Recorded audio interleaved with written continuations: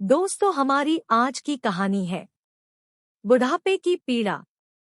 नम होती आंखों को लिए गांव की ओर थके कदमों से लौटते रामनाथ अपने बीते दिनों को याद कर रहे थे।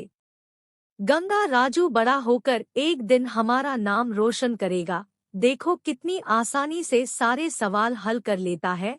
रामनाथ खुश होते हुए बोले, मेरा बेटा है भी तो लाखों में एक।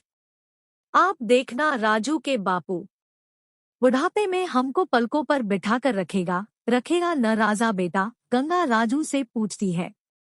हाँ माँ, मैं बड़ा होकर आप लोगों की खूब सेवा करूँगा। राजू बड़ा होकर इंजीनियरिंग की पढ़ाई पढ़ने शहर चला गया।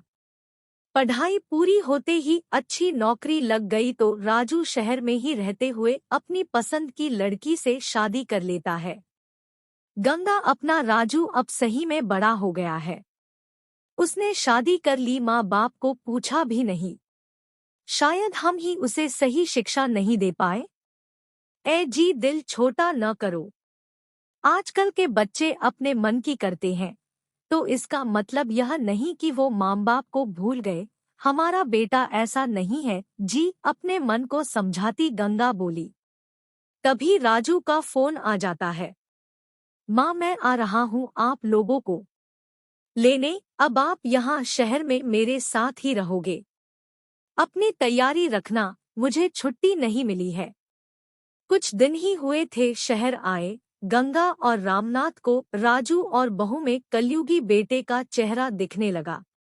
बहू नौकरी करती तो गंगा को घर का सारा काम करना पड़ता था। गंगा, चलो वापस गांव चलते हैं। तू दिन भर काम करती है, मुझे अच्छा नहीं लगता। ऐ जी, अपने बच्चों के लिए कुछ करने में कैसी परेशानी? फिर गांव जाकर क्या कहेंगे? बहू बेटे ने परेशान किया, इसलिए वापस आ गए। गंगा मना कर देती है।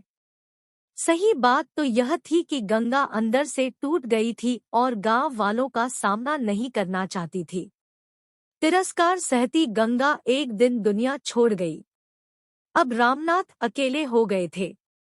एक दिन, राजेश, तुम्हारे पिताजी बैठकर खाने के लिए हैं क्या? तुम उनसे कुछ कहते क्यों नहीं? कम से कम घर की साफ सफाई ही कर लिया करें। धीरे बोलो सुमन, पिताजी सुन लेंगे। तुम चिंता न करो, धीरे धीरे उन्हें सब करने के लिए कह दूंगा। तुम अपना दिमाग मत खराब करो। बेटे भू का वार्तालाप सुनकर रामनाथ की आंखों से आंसू झरने लगे। उन्होंने दुखी मन से अपनी अटैची पैक की और बिना कुछ बोले गांव के लिए निकल पड़े। दोस्तों, कैसी लगी आपको कहानी? अगर आपको कहानी पसंद आई हो तो चैनल को सब्सक्राइब करें। धन्यवाद।